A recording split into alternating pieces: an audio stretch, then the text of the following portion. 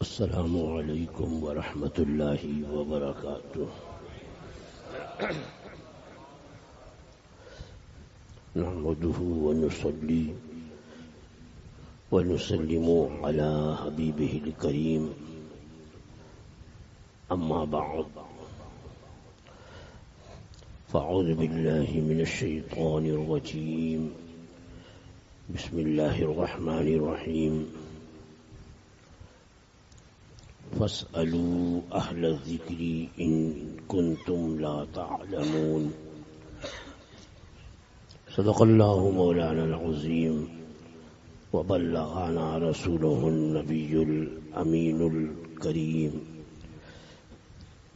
ونحن على ذلك لمن الشاهدين والشاكرين، والحمد لله رب العالمين۔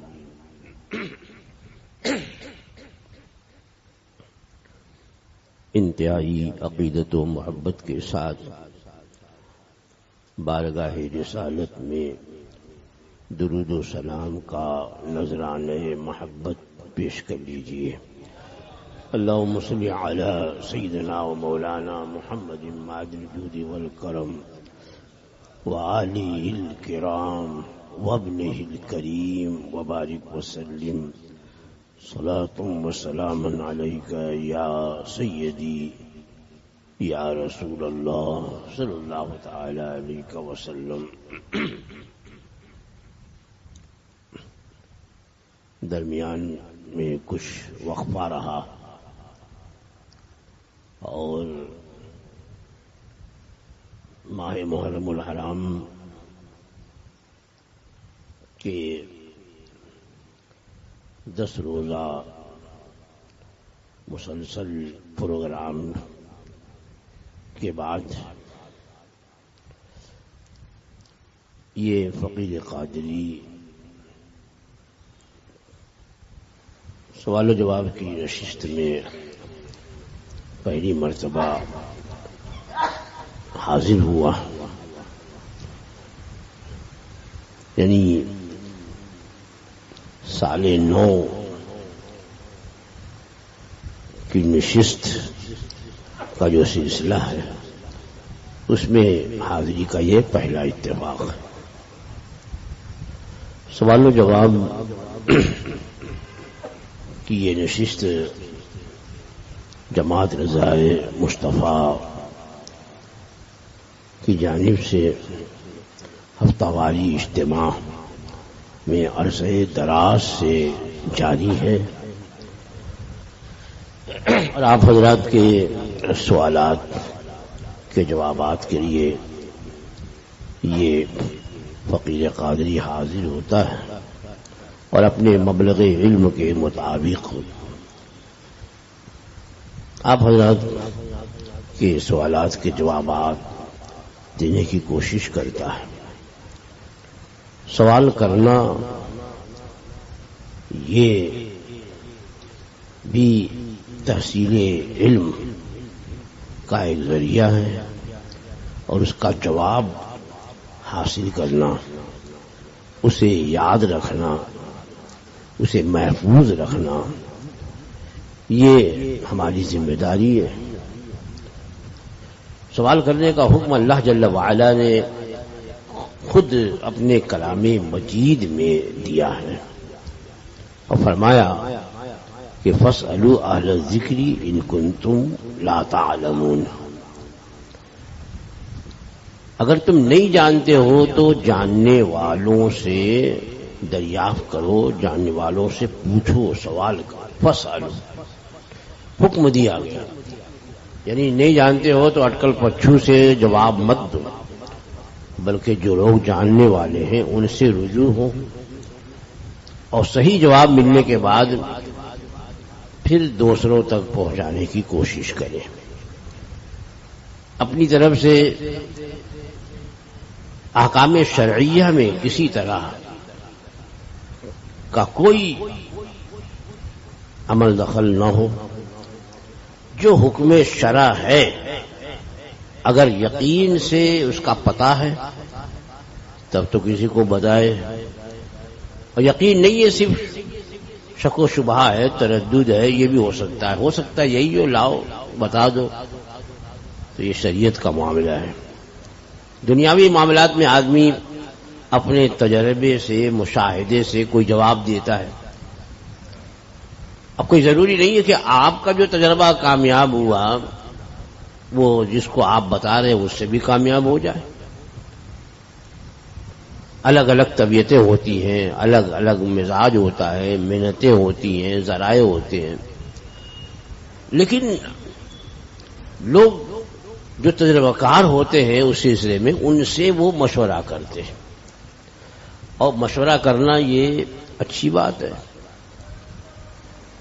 کہ خود حدیث پاک میں ارشاد ہوا کہ وہ شخص گھاٹے میں نہیں رہے گا جو مشورے سے یا استخارے سے کام کرتا ہو. تو مشورہ بھی کرے کہ خود اللہ جل وعلا نے ایمان والوں کے بارے میں فرمایا کہ وَأَمْرُهُمْ شُورَىٰ بَيْنَهُمْ، ان کے معاملات، ان کے کام آپس کے مشورے سے ہیں. تو دنیاوی معاملات میں مشورہ ہے، اور دینی معاملے میں احکام شرعیہ جاننے کے لیے جاننے والوں سے سوال کرنا ہے. اب اپنی طرف سے اس میں کوئی مشورہ نہیں دے کہ یہ بھی کر سکتے، یہ بھی کر سکتے. جو حکم شرع ہے جب وہ معلوم ہو جائے یقینی طور پر تو اس پہ عمل کرے. نہیں یقینی طور معمول ہے، معلوم نہیں ہے تو عقلی گدا اس پہ نہ دوڑا ہے. تو بہرحال ایک وقفے کے بعد آج ہم آپ حضرات سے مخاطب ہیں. آپ کے سوالات بہت ممکن ہے کافی جمع ہو گئے ہوں، تو یکے بعد دیگرے سوالات پیش کیے جائیں گے. ہر سوال کے بعد اس کا جواب ہوگا. آپ لوگ سوال بھی پوری توجہ کے ساتھ سماعت فرمائیں، اور ہر سوال کے بعد اس کا جواب بھی بغور ملاحظہ فرمائیں، اور کوشش کریں کہ یہ ذہن میں محفوظ رہے. سوال سماعت کریے. السلام علیکم ورحمۃ اللہ تعالی وبرکاتہ. وعلیکم السلام ورحمۃ اللہ وبرکاتہ. ظفر برکاتی جھانسی سے سوال پوچھتے ہیں، کوئی امام ایسی شادی میں شرکت کرتا ہے جس میں بد مذہبوں کو دعوت دی گئی ہے، اس امام پر حکم شرع کیا ہے؟ اس کے پیچھے نماز ہوگی یا نہیں؟ اور اسی طرح ایک اور سوال ہے حضور، پوچھتے ہیں کہ کسی امام نے بد مذہب کا نکاح پڑھایا، حکم شرع کیا ہے؟ دیکھیے، جس دعوت میں بد مذہب شریک ہے ایسی دعوت میں جانا نہیں چاہیے. اگر علم ہے تو پہلے سے، اور جانے کے بعد معلوم ہو تو بہت بہتر ہے کہ وہاں سے چلا آئے، تاکہ میزبان کو بھی اس سے عبرت ہو کہ ہم نے بد مذہبوں کو دعوت دی، اس وجہ سے امام صاحب ناراض ہو کر چلے گئے، تو اس کا ایک اچھا اثر ہوگا اور آئندہ لوگ احتیاط بھی کر سکتے ہیں. تو جانا نہیں چاہیے. اور اگر علم نہیں تھا چلا گیا، اچھا کوئی ضروری نہیں ہے کہ وہاں جتنے شریک ہیں ہر ایک کو وہ پہچانتا بھی ہو کہ کون اس میں بد مذہب ہے اور کون خوش عقیدہ سنی مسلمان ہے. اگر وہ پہچانتا ہے بدعقیدوں کو اور بدعقیدوں کے ساتھ بیٹھ کر کھایا پیا، تب تو گنہگار ہے، اسے توبہ کرنی چاہیے. اور اگر ایسا نہیں ہے، اس کو علم ہی نہیں تھا، وہ گیا کھا کے چلا آیا، تو اگر کسی کو پتا تھا تو انہیں چاہیے تھا کہ امام صاحب کو اس سے پہلے ہی مطلع کر دیتے کہ آپ جس دعوت پہ جا رہے ہیں وہاں بدعقیدہ بھی مدعو ہیں، تاکہ وہ احتیاط کر سکیں. دوسرا مسئلہ جو ہے وہ نکاح پڑھانے والا ہے. تو بدعقیدہ جس کی بدعقیدگی حد کفر کو پہنچ گئی، اس کا حکم مرتد کا ہے، اور مرتد کا نکاح ہو ہی نہیں سکتا. کافر اصلی کا کافر ہے، مشرک ہے، جیسے ہندو ہے، عیسائی ہے، ان کا آپس میں جو نکاح ہوتا ہے اس کا اعتبار ہے. یہی وجہ ہے کہ اگر میاں بیوی دونوں ایک ساتھ اسلام لے آئیں تو پھر نئے سرے سے نکاح وغیرہ کی ضرورت نہیں ہے. جو پرانا نکاح ہے وہی باقی ہوگا. اور اسی وجہ سے وہ جو ان کا نکاح ہوتا ہے کافر اصلی کا، اس کے بعد پھر جو اولاد ہوتی ہے اس کو ولد الزنا نہیں کہا جاتا ہے. اگر نکاح نہیں ہوتا تو ولد الحرام یا ولد الزنا. لیکن مرتد کا نکاح جو ہے وہ دنیا میں کسی سے نہیں ہو سکتا، نہ مسلمان سے، نہ کافر اصلی سے، نہ ایک مرتد کا کسی مرتدہ سے، یا کسی مرتدہ کا کسی مرتد سے بھی نکاح نہیں ہوگا. وہ نکاح نہیں ہے، زنا کی دلالی ہے. اگر امام کو معلوم تھا کہ جس کا نکاح وہ پڑھا رہا ہے یہ بدعقیدہ ہے اور اس نے پھر بھی پڑھایا تو اس پر لازم ہے کہ وہ اعلانیہ توبہ کرے. اعلانیہ اگر توبہ نہیں کرے تو اس کے پیچھے نماز نہیں پڑھی جائے. ہاں اگر اسے علم نہیں تھا کہ جس کا میں نکاح پڑھا رہا ہوں ان دونوں میں سے کوئی ایک جو ہے وہ بدعقیدہ ہے، اسے علم نہیں تھا، پڑھا دیا، اور اب بعد میں خبر ہوئی، بعد میں علم ہوا کہ ان دونوں میں سے ایک جو ہے وہ بدعقیدہ ہیں، تو اسے برات کا اعلان کرنا ہوگا. برات یعنی اپنی لا علمی کا، اپنے بری ہونے کا، کہ بھائی میں اس نکاح سے بری ہوں، مجھے علم نہیں تھا، یہ نکاح نہیں ہوا اور میں اپنی برات کا اعلان کرتا ہوں اور توبہ کرتا ہوں. اگر لا علمی میں پڑھایا تھا، کیونکہ مجھے یاد ہے کہ حضور حافظ ملت علیہ رحمت و رضوان نے مبارک پور میں، اب وہ کوئی رہا ہوگا ان کا موتقی جاننے والے، نکاح کی دعوت دی تھی اور مسجد میں نکاح ہوا.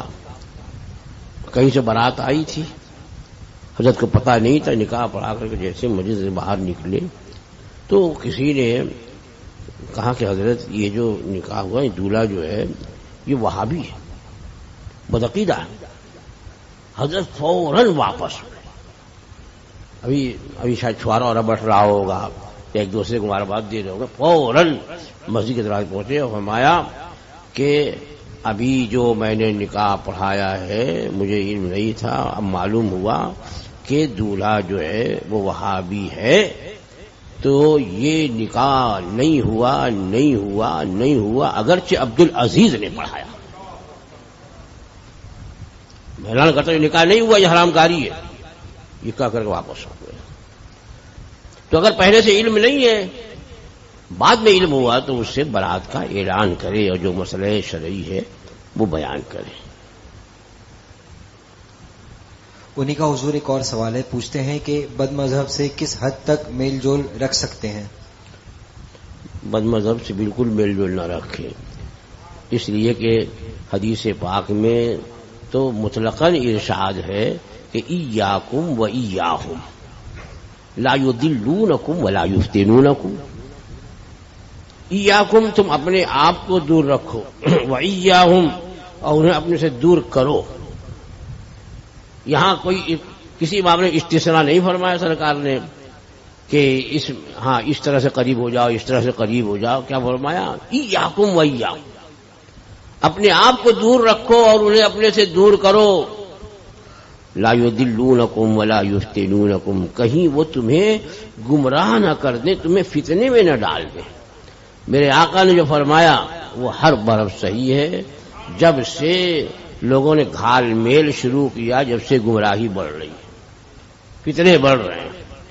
جب لوگ بھاگتے سے دور رہتے، ارے وہاں بھی آیا تھا پوری مسجد دھلو، حالانکہ دھلنے کا حکم نہیں ہے، لیکن اس لیے تاکہ لوگوں پر ان کی نفرت بیٹھ گئے. ایسے ہے کہ اگر کوئی جانور آ جاتا ہے تو دھلنے کا حکم نہیں ہے، لیکن وہاں بھی آ جائے تو مسجد دھلواتے ہیں. پہلے ایسا لوگ کرتے تھے، تو حکم تو نہیں ہوگا کیونکہ پیر میں تو نہیں نجاست لگا کر کے وہ آئے. پھر صرف اس لیے کہ لوگوں پر یہ بات واضح ہو جائے کہ وہ یہ اس لائق نہیں ہے کہ وہ ہماری مسجد میں آئے، اگر آ جائے تو مسجد کی صفائی کرو تاکہ ان کا صفایا رہے ہمیشہ. کوئی آنے ہی نہیں دے، خاص طور سے جو خادم مجھے ہوں گے ان کو جو محنت پڑی ہے وہ یاد رہے گی، جو کبھی ان کو گھسنے نہیں دیں گے. کیوں آیا پھر دھونا مجھے پڑا. تو یہ ہے، یہ اب یہ کس حد تک کیا، ارے بھائی مطلقاً فرمایا ہے تو اب ہر معاملے میں ان سے الگ رہیں، دور رہیں. یہاں تو فرمایا سلام کرے تو جواب نہ دو، بیمار پڑے تو عیادت کو نہ جاؤ، مر جائیں تو جنازے بھی مت جاؤ، ان کی قبر میں مت کھڑے ہو، ان کے ساتھ نہ کھاؤ پیو، نہ ان کے شادی بیاہ میں رہو. سب ممانعت تو ہو چکی ہے. اب اس میں کون سی اب شک نکالنا چاہتے ہیں کہ اس طرح سے ان کا ساتھ ہو جائے. ان کے ساتھ کی کوئی ضرورت نہیں ہے اور نہ شرعاً اس کی اجازت ہوتی ہے. کیا ولد الزنا بچے کا احترام عام بچوں کے احترام سے الگ ہے؟ اگر وہ صحیح العقیدہ ہے اس سے نکاح کا کیا حکم ہے؟ جواب عنایت فرمائیں. ہاں، سوال سن لیا آپ لوگوں نے کہ جو بچہ ولد الزنا ہے اس کے بارے میں پوچھا گیا ہے کہ اس کے جو احکام ہیں شرعی طور پر کیا دوسرے بچوں کی طرح سے ہیں. تو سب سے پہلی بات تو یہ ہے کہ اس بچے کا کیا قصور ہے. جو بچہ آیا، پھر یہ کہ اب ولد الزنا ہے بھی کہ نہیں ہے. بہت ممکن ہے کہ دونوں میں نکاح ہوا ہو خفیہ طور پر، یعنی دو گواہوں کی موجودگی میں ہو گیا ہو، اعلانیہ نہیں ہوا ہے، اس وجہ سے لوگوں نے الزام لگا دیا ہو، یا کوئی اور صورت ہے. یہ بھی صورت ہو سکتی ہے. شریعت میں نسب کے ثبوت کے لیے بڑی گنجائش رکھی ہے. اتنی گنجائش کہ اگر نکاح ہوا، ڈاکٹر نے پہلے بتا دیا ہے کہ لڑکی کو حمل ہے، اور پھر نکاح ہوا. اب نکاح ہوا اور ڈاکٹر یا کسی نے دایا نے بتا دیا کہ یہ حاملہ ہے، یا خود اس کو احساس ہو گیا. اب نکاح ہوا دونوں میں، نکاح تو صحیح ہو جائے گا. اب نکاح ہوا اور نکاح کے 6 مہینے پر بچے کی ولادت ہوئی تو وہ ثابت النسب ہوگا. ہاں، کیونکہ مدت حمل جو ہے وہ کم سے کم 6 مہینہ ہے اور زیادہ سے زیادہ 2 سال ہے.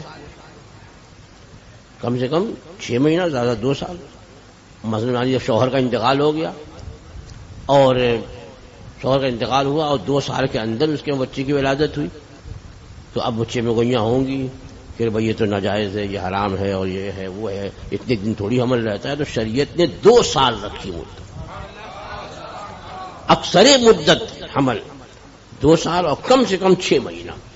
تو نکاح کے بعد 6 مہینے پر اگر بچہ پیدا ہوا تو وہ ثابت النسب ہے، جس سے نکاح اس کا مانا جائے گا. اور ایسے ہی طلاق کے بعد یا وفات کے بعد 2 سال کے اندر عورت نے جو ہے یہ طلاق کے بعد اقرار نہ کیا ہوگا، نہ کی ہو اس نے کہ میری عدت ختم ہو گئی، تو اب 2 سال کے اندر بچہ پیدا ہو تو وہ بھی ثابت النسب مانا جائے. تو نسب میں بڑی گنجائش رکھی ہے. اس لیے دناک جو ہے وہ کہ بھئی ولد الزنا ولد الحرام کا فتویٰ نہ دیا جائے. پھر بھی اگر واقعی کوئی ولد الزنا ہے تو میں نے کہا کہ اس کا کیا قصور ہے، بچے کا، اس بچے کا کیا قصور ہے. ہاں، اگر اس کو شہرت ہو جائے تو بڑے ہونے پر کہ امامت وغیرہ کے سلسلے میں کہ اس سے تقلیل جماعت کا خطرہ ہے کہ اگر وہ امام بنایا جائے اور مشہور ہے کہ یہ جو ہے ولد الزنا ہے تو نمازی کم ہو جائیں گے. ارے وہ تو ولد الزنا وہاں امامت، اس طریقے سے لوگ کہیں گے. تو حالانکہ اس طرح سے اگرچہ حقیقت میں واقعی وہ ولد الزنا ہے، لیکن اس کو اس طرح شہرت نہیں دینی چاہیے، بلکہ اس کو چھپائے آدمی کہ اب یہ نسب کا خامخواہ کے لوگوں میں بدنام ہوگا، زندگی اس کی مشکل ہو جائے گی. تو چونکہ اس کا کوئی قصور نہیں ہے، اس لیے پرورش وغیرہ میں کوئی فرق نہیں کیا جائے گا. اس کی جس طرح سے اور چھوٹے بچوں کی پرورش ہوتی ہے اور لوگ اس کا لحاظ کرتے ہیں، ویسے اس کا بھی کریں گے، کیونکہ قصور اس کا نہیں ہے. زید کراڑ سے سوال پوچھتے ہیں، حضرت کی بارگاہ میں سوال ہے، ایسا اسٹیٹس موبائل پہ رکھنا کیسا ہے؟ اب آگے حضرت جملہ وہ نقل کر رہے ہیں کہ اللہ دیوے اللہ دلاوے، اللہ دیوے اللہ کھلاوے، اللہ بغیر نہیں کوئی، اللہ کرے سو ہی ہووے. یہ قول وہ نقل کرتے ہیں کہ یہ تکارام مہاراج کا قول ہے. جبکہ اب یہاں پہ وہ تھوڑی سی اور تفصیل بیان کر رہے ہیں حضور کہ جبکہ مشہور ہے کہ جس شخص کا اسلام لانا ثابت نہیں ہے اس کو مسلم سمجھ کر فالو کرنا اور کہنا اس نے اچھی بات کہی ہے، اور یہ کہنا تکارام مہاراج کسی بزرگ کی صحبت میں رہا کرتے تھے، پھر کسی کو پتہ نہیں اس کو جلایا گیا یا دفنایا گیا، جبکہ مشہور ہے کہ وہ کافر تھے، اس نے اسلام قبول کیا تھا، اس کا کوئی ثبوت نہیں ملتا. تو ایسے اسٹیٹس رکھنا کیسا ہے، اور تکارام مہاراج کو مسلمان سمجھنا کیسا ہے؟ دلیل مانگنے پر یہ کہنا کہ عمل کا دار و مدار نیت پہ ہے، ایسے شخص کے اس اوپر کیا حکم ہوگا؟ بھائی دیکھیے، جب نام سے واضح ہے کہ وہ مسلمان نہیں لگتا، کیونکہ کوئی بھی مسلمان جو ہے وہ اپنا نام جو ہے تکارام اور بوکارام نہیں رکھے گا، بلکہ اگر ہوا اور اسلام لائے گا تو وہ نام بدل دے گا، کیونکہ نام جو ہے اس سے شناخت ہوتی ہے، پہچان ہوتی ہے. اب اگر کوئی تقریر کے لیے کھڑا ہوا اور کہا بھائی یہ کون ہے، کہ یہ جو ہے وہ جے پرکاش نارائن ہے، تو اب وہ کوئی کہے گا کہ ہٹاؤ یہ سب ہماری دینی مجلس ہے، کہ نہیں یہ مسلمان ہے. مسلمان نام یہ پہچان ہوتی ہے، اس سے آدمی کی شناخت ہوتی ہے، اسی نام رکھا جاتا ہے.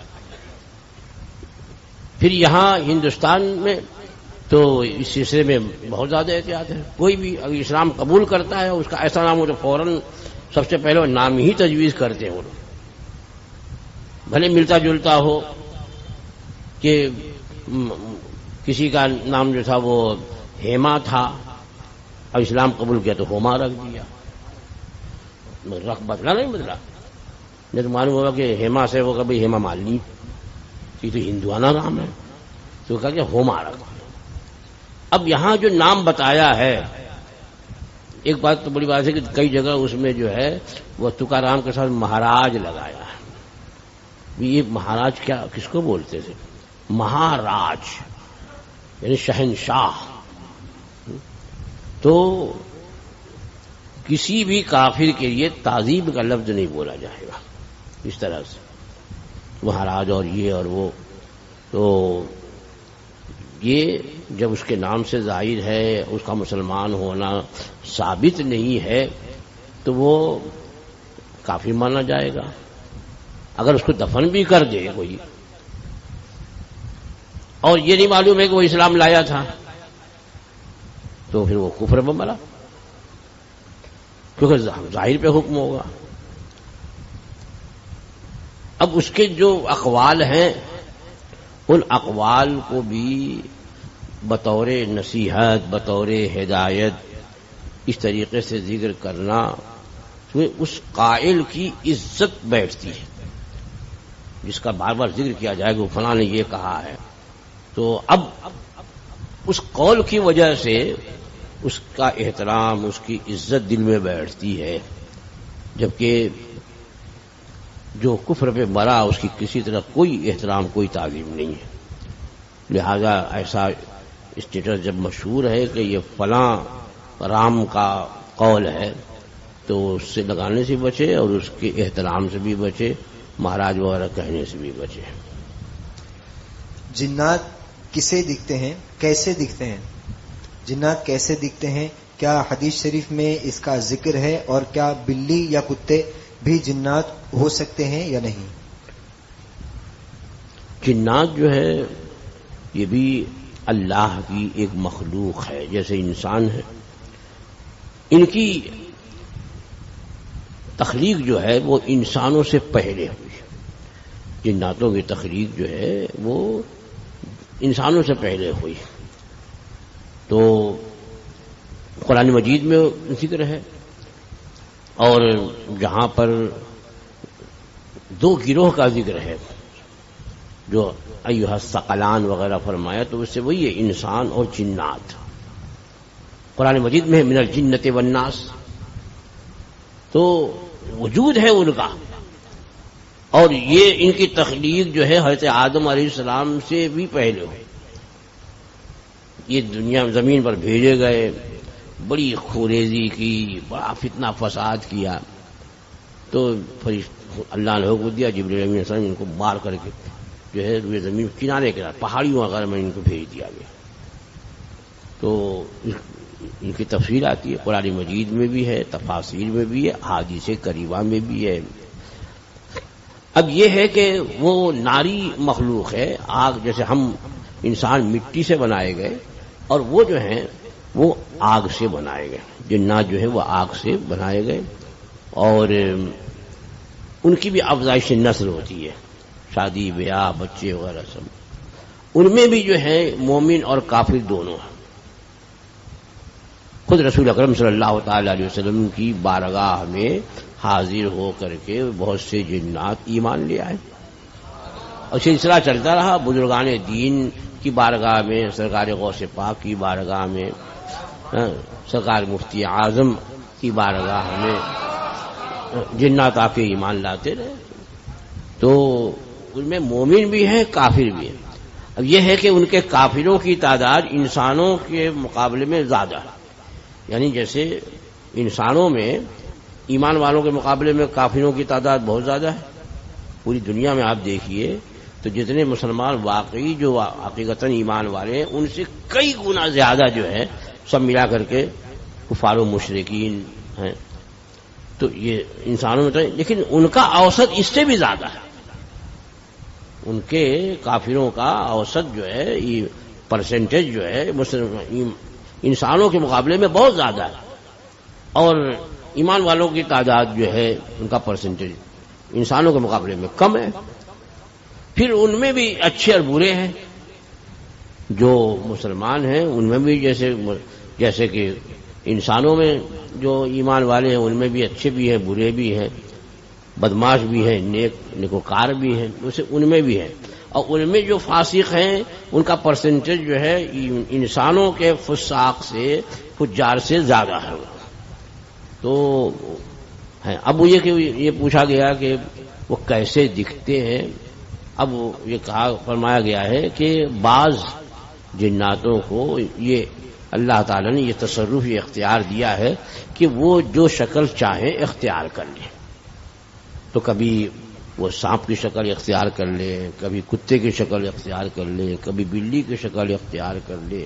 ان کو ہو سکتا ہے کہ تمام جناتوں کو یہ اختیار نہ ہو، ورنہ ہمیں وہ نظر نہیں آتے. کیونکہ شیاطین کے بارے میں قرآن مجید انہ یراکم ہوا وقبیلہ من حیث لا ترونہ، کہ وہ ابلیس اور اس کے قبیلے والے تمہیں وہاں سے دیکھتے ہیں کہ تم انہیں نہیں دیکھ پاتے. تو وہ رہتے ہیں یہاں، ہو سکتا ہے یہاں بھی کہیں ہو، موجود ہوں، تو ہمیں دیکھ رہے ہیں، ہم ان کو نہیں دیکھ رہے ہیں. اس طریقے سے اب اگر کسی جانور یا انسان کی شکل میں، ہو سکتا ہے انسانوں کی شکل میں آئے، تبھی ہم نہیں پہچان سکیں. کوئی پہچان نہیں ہے جب تک کہ کوئی ایسی انہونی بات نہ ہو. مثلا جیسے کہ وہ ایک مدرسے میں اب دارالاقامہ جہاں طلبہ رہتے ہیں، تو اب وہ سب طلبہ لیٹ رہے تھے. اب اس میں چراغ وہاں جل رہا تھا. اب چراغ بجھانا تھا، اب سب لیٹ گئے، کبھی تو جا. اس میں سے ایک نے جو وہیں سے ہاتھ بڑھایا، کھر وہیں بجھا دیا، بقیہ سب بے ہوش ہو گئے. نیند تو بعد میں آتی، ہوش ہی غائب ہو گئے. یہیں سے لیٹے جو ہاتھ بڑھایا تو بقیہ سب انٹر غفیل. تو یہ ہے انسانوں کی صورت میں بھی رہتے ہیں. خود حضور حافظ ملت علیہ رحمت و رضوان سے بھی پڑھنے والوں میں جنات تھے. اور لیکن وہ حضرت نے بھی ظاہر نہیں فرمایا. حضرت جانتے تھے کہ ابھی بتا دیں گے تو بچے رات میں سوئیں گے نہیں، اور دوسرے طلبہ ان کے ساتھ، تو اس وجہ سے ظاہر نہیں کیا. لیکن بعد میں باتوں کی وجہ سے ظاہر ہوا کہ ہاں آپ کے شاگردوں میں جو ہے وہ جنات بھی تھے. واللہ تعالیٰ. سعدیہ جام نگر سے عرض گزار ہیں، پوچھتی ہیں کہ محرم الحرام شریف میں کالا کپڑا پہننا منع ہے، تو کیا کالا برقع پہن سکتے ہیں یا نہیں؟ سوال سن لیا کہ محرم کے پہلے عشرے میں، عشر اول جو ہے، اس میں 3 رنگ کے کپڑے ممنوع ہیں، کالا، لال، ہرا۔ کالا اس لیے کہ شیعہ جو ہیں وہ ان کی علامت ہے سوگ کے لیے پہنتے، سوگ مناتے کالا کپڑا پہنتے، اور ہرا جو ہے وہ تعزیہ دار پہنتے ہیں، تعزیہ داروں کی علامت ہے، اور لال جو ہے یہ خارجیوں کی علامت ہے کہ معاذ اللہ سرکار امام حسین رضی اللہ تعالی عنہ کی شہادت پر وہ خوشی مناتے تھے، تو لال کپڑا پہننے بھڑکیلا، تو اس لیے ان کی پہچان ہے، لہذا یہ منع ہے۔ تو لباس کے بارے میں ہے کہ کالا لباس پہن کے کوئی آتا ہے تو ایسا لگتا ہے کہ یہ کہیں سوگ تو نہیں منا رہا ہے، اور شرعاً جو ہے اس طرح کا سوگ منع ہے، تو اس لیے لباس۔ لیکن برقعے میں میرے خیال میں یہ علامت نہیں ہے، کیونکہ برقع جو ہے وہ ہر موسم میں ہر جگہ جو ہے خاص طور سے کالا پہنا بہت کم ایسا ہے، یعنی بعض برادریوں کو چھوڑ کر کے، بعض قوموں کو چھوڑ کر کے کہ کسی اور کلر کا برقع اڑتے، کہیں کہیں ایک آدھ دکھ جائے گا، کہیں کتھئی ہے یا اور کسی کلر کا، ورنہ زیادہ تر کالے کا رواج ہے، تو اس لیے اس کا شمار میرے خیال میں لباس میں نہیں ہونا چاہیے۔ سید یوسف ممبئی سے عرض گزار ہے، پوچھتے ہیں اگر کوئی ناپاکی کپڑے پر لگ جائے تو جو ایک سکے کے اندر ہو تو اس کو کیسے پاک کرے؟ کیا اتنا حصہ دھونا ہوگا؟ اگر دھونا ہوگا تو کیسے دھوئیں؟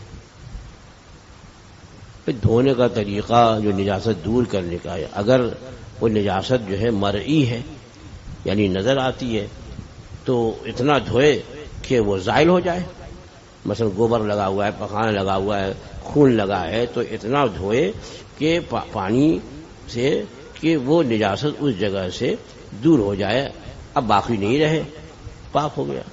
اور اگر غیر مرئی ہے، جیسے پیشاب لگ گیا، شراب لگ گئی، ایسی نجاست لگی جو نظر نہیں آتی ہے، تو اس کو اتنی یا تو یہ کہ اتنا حصہ جو ہے بہتے ہوئے پانی میں اتنی دیر تک جو ہے وہ رکھے کہ پانی کے بہاؤ کے ساتھ نجاست بہہ جائے، یہ اطمینان ہو جائے، مثلا نل کھول کر کے اور اس کو مسلتے رہیں، اس کے نیچے پانی بہتا رہے، تو اب تھوڑی دیر کے بعد یہ ہو جائے گا کہ پانی کے ساتھ وہ نجاست بہہ گئی۔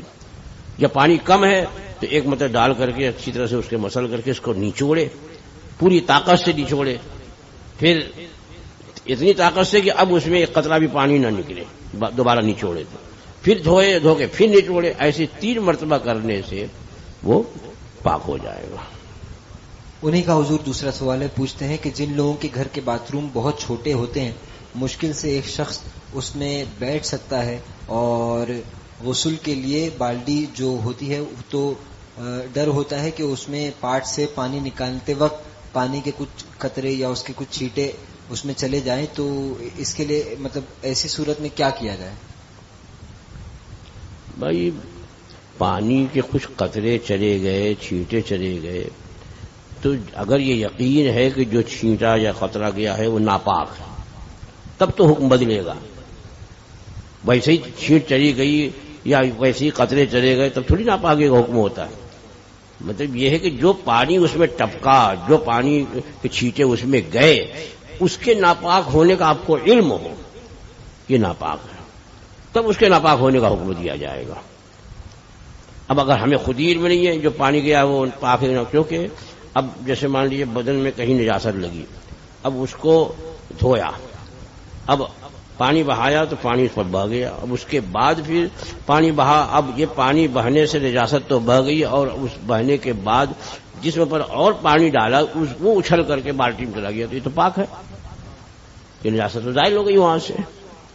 تو اس لیے خواہ مخواہ کے لیے جو ہے یہ شکوک و شبہات کہ یہ یہاں سے گیا ہوگا، وہاں سے اچھلا ہوگا، وہاں سے ٹپکا ہوگا، تو یہاں سے نجاست لگی ہوگی اور وہاں سے آلودہ ہو گیا ہوگا اور یہاں سے پانی ہو گیا ہوگا، یہ سب طرح طرح کے جو ہے وسوسے اس شیطان پیدا کرتا رہتا ہے۔ ناپاک ہو گیا، ناپاک ہو گیا، تاکہ اس کو پھینکے پانی کو، پھر لائے، پھر شبہ پیدا ہو گیا، ارے پتہ نہیں بالٹی صحیح نہیں دھویا تھا، پھر سے دھو، تو یہ لگائے رہتا ہے اسی میں تاکہ آدمی گھبرا کر کے سب چھوڑ دے۔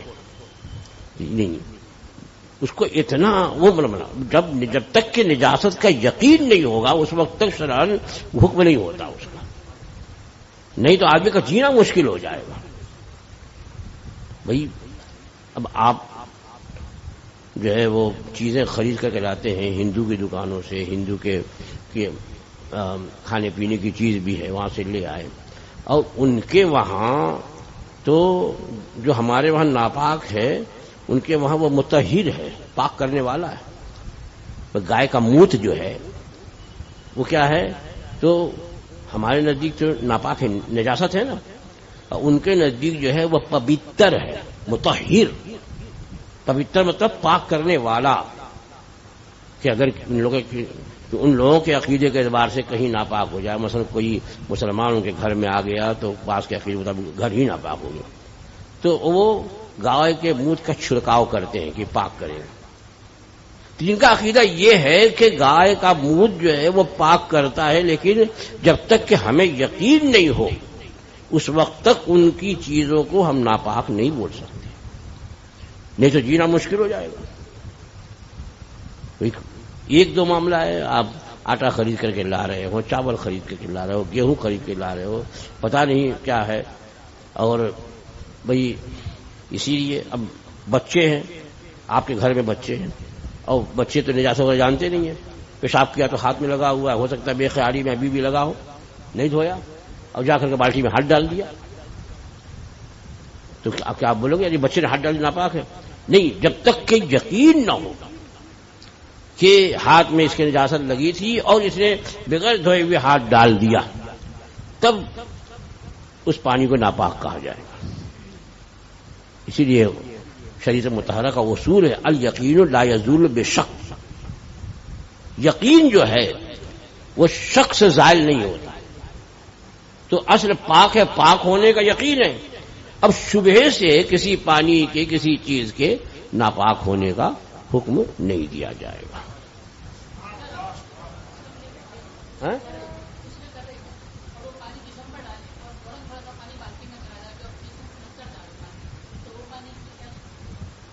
ہاں، یہ انہوں نے پوچھا یہ ہے کہ غسل کرنے کے لیے بیٹھے اور بدن پہ پانی ڈالا اور اس میں سے کچھ پانی بالٹی میں چلا گیا، تو کیا پورا بدن اس کا ناپاک ہے؟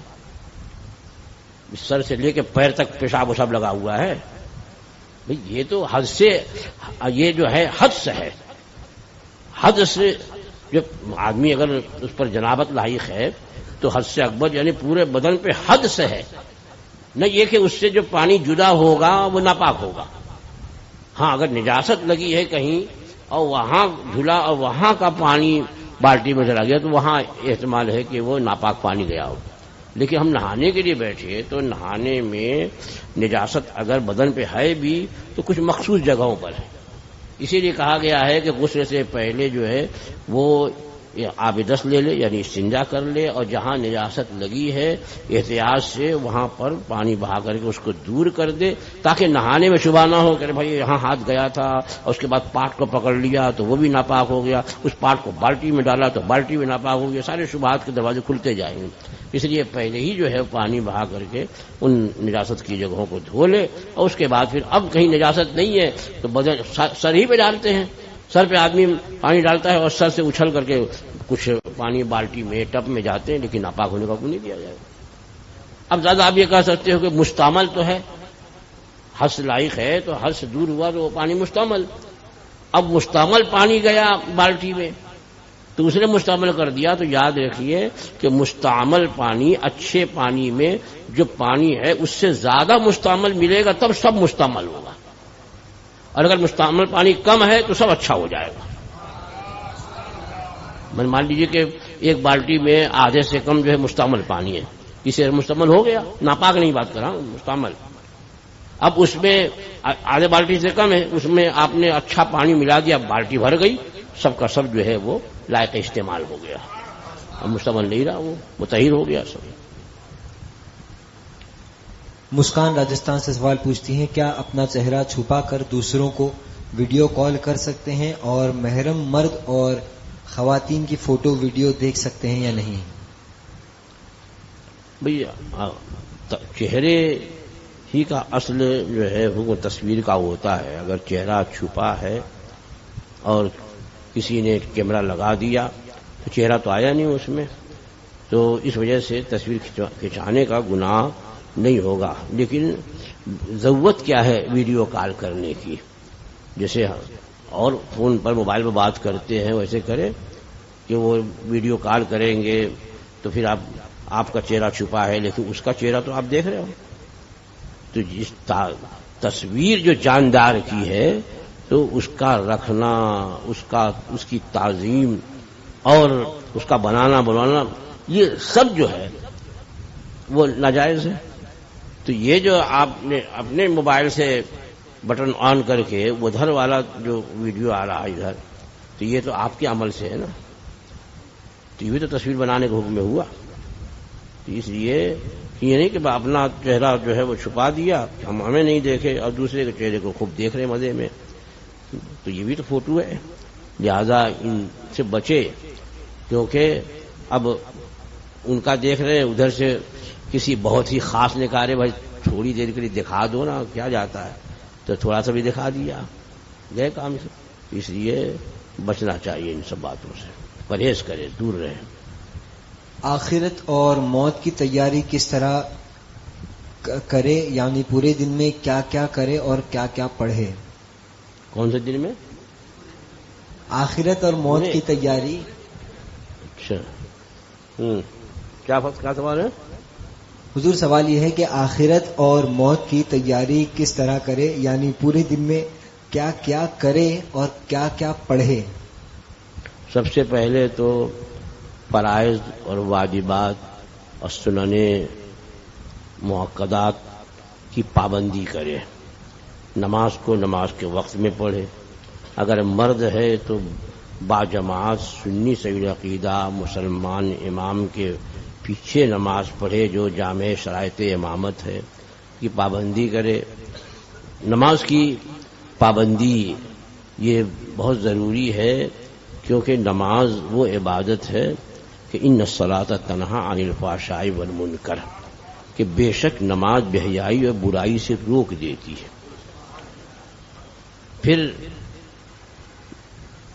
رمضان مبارک روزے تو فرض ہیں، مزید اس کے علاوہ روزہ رکھے، خصوصاً ہر مہینے کی 13، 14، 15 کو ایام 20 ہیں، یا ایام 20 کے 3 روزے رکھے. اور رکھنا چاہے تو ہر دوشنبے کو کہ سرور کائنات صلی اللہ تعالی وسلم نے دوشنبے کا روزہ رکھا ہے. جن روزوں کی فضیلت آئی ہے وہ روزے رکھے، اور زیادہ سے زیادہ جو ہے قرآن مجید کی تلاوت اور درود شریف کی کثرت کرے. درود شریف بھی خوب پڑھے تو اس سے، اور قرآن شریف کی تلاوت بھی کرے صحیح، کہ اس سے موت میں آسانی ہوتی ہے. خصوصاً سورہ یاسین شریف، سورہ دخان، سورہ ملک کی تلاوت جو ہے وہ روزانہ رکھے. خاص طور پر سونے سے پہلے وہ جو ہے وہ آیت الکرسی پڑھے، اور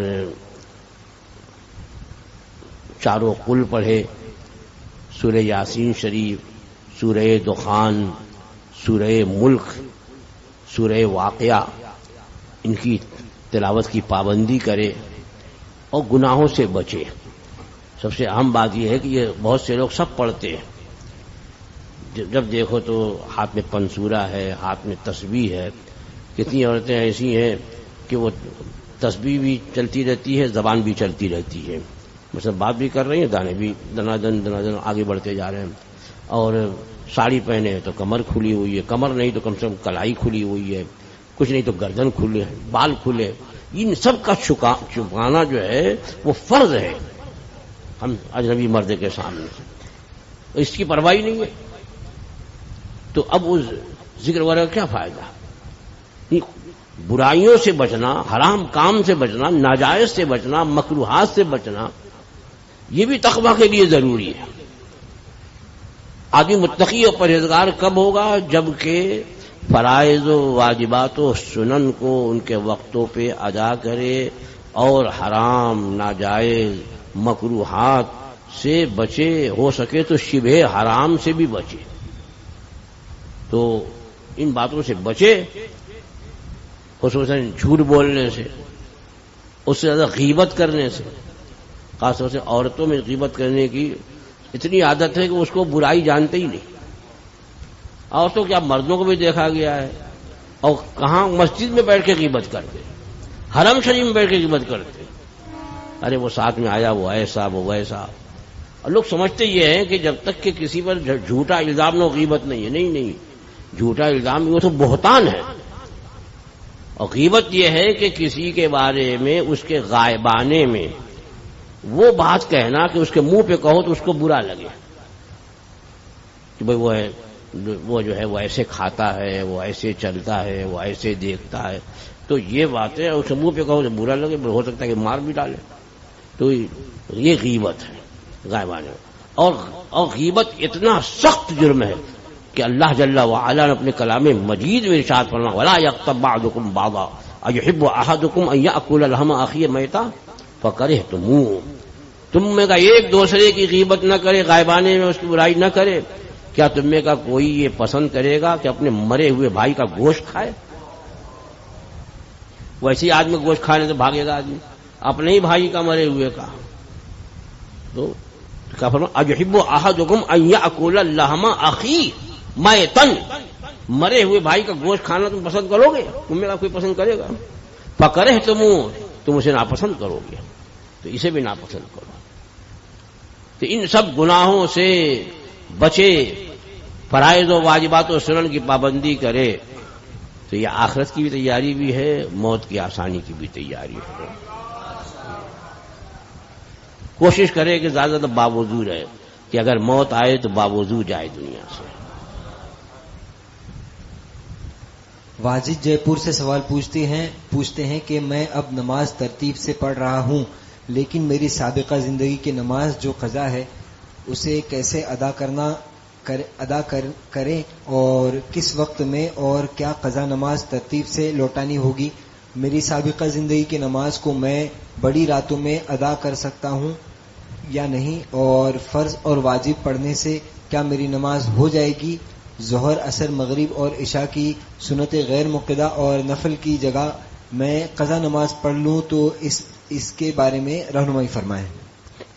دیکھیے، سب سے پہلے تو یہ ہے کہ اگر آپ کے ذمے نمازیں جو باقی ہیں بہت زیادہ ہیں کہ صحیح طریقے پر یاد نہیں ہے کہ کن کن دنوں کی چھوٹی ہے، تب اور نیت جو ہے فرض اور واجب میں تعیین نیت یہ شرط ہے. یعنی نیت کو متعین کرنا کہ کون سی نماز اور کس دن کی نماز پڑھ رہے ہو.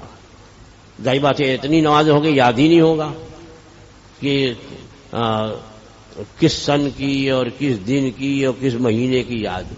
تو اس کے لیے اعلیٰ حضرت فاضل بریلوی قدس سرہ العزیز نے جو طریقہ بتایا کہ سب سے پہلے تو وہ یہ جوڑ لے، حساب لگائے کہ کل کتنے دن کی نماز اس کے ذمے ہوگی.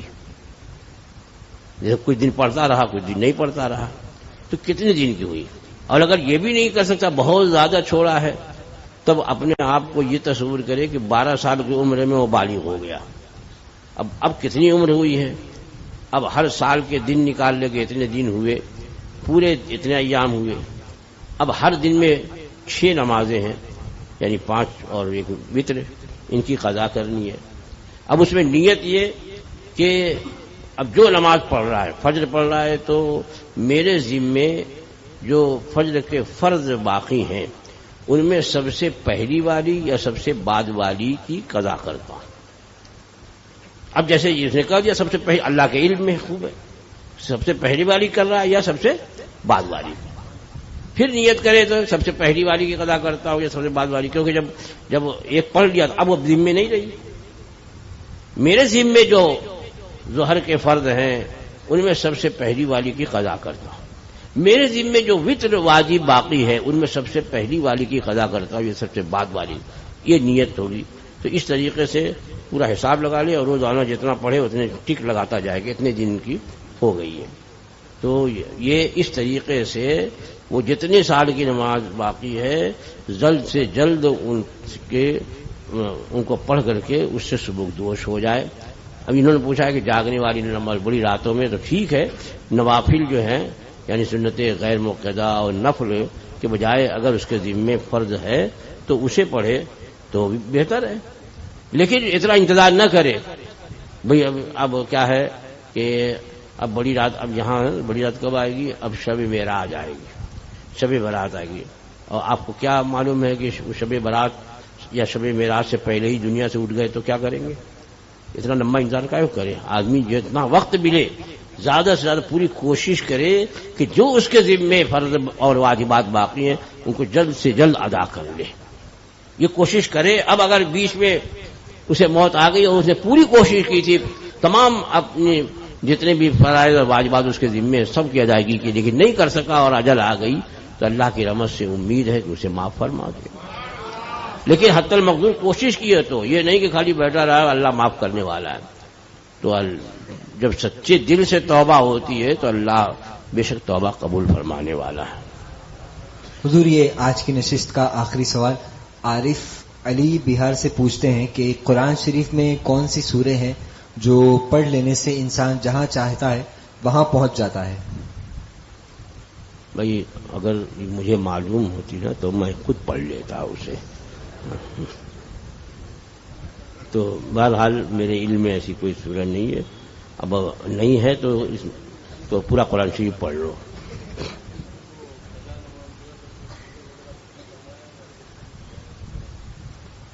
انہوں نے یہ پوچھا ہے کہ قضا نماز میں زیادہ قضا ہے کیا پوری سورہ پڑھنا ہے کہ کچھ اس میں رعایت ہے؟ سورہ فاتحہ تو پوری پڑھنی پڑے گی دو رکعت میں اور وتر کی 3 رکعت میں. سورہ فاتحہ تو واجب ہے.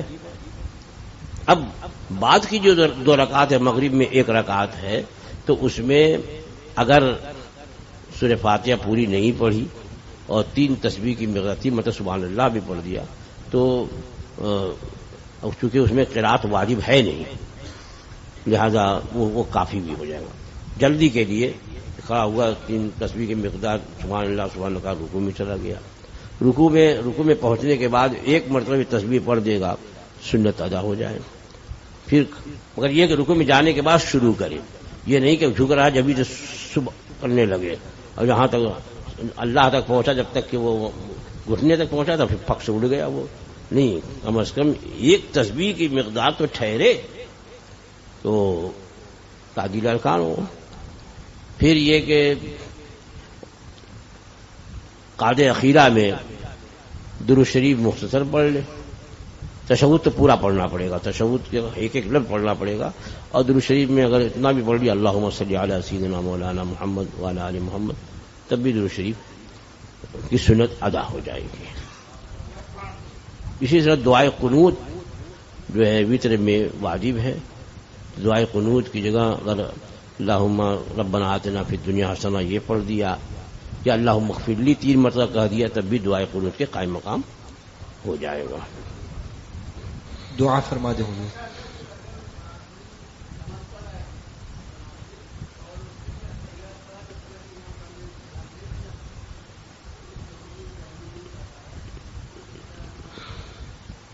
ان کا سوال یہ ہے کہ کوئی جماعت سے نماز پڑھ رہا ہے قعدہ اخیرہ میں ابھی یہ پورا التحیات ہی پڑھا تھا کہ امام نے سلام پھیر دیا تو کیا یہ درود شریف پڑھے گا؟ تو اگر تشہد کا کچھ حصہ باقی رہ جائے امام نے سلام پھیر دیا تو وہ پورا کر کے تب سلام پھیرے. اور اگر یہ تشہد پورا پڑھ چکا ہے درود شریف نہیں پڑھا امام نے سلام پھیر دیا تو اب امام کی مطابقت کرے اور سلام پھیر دے.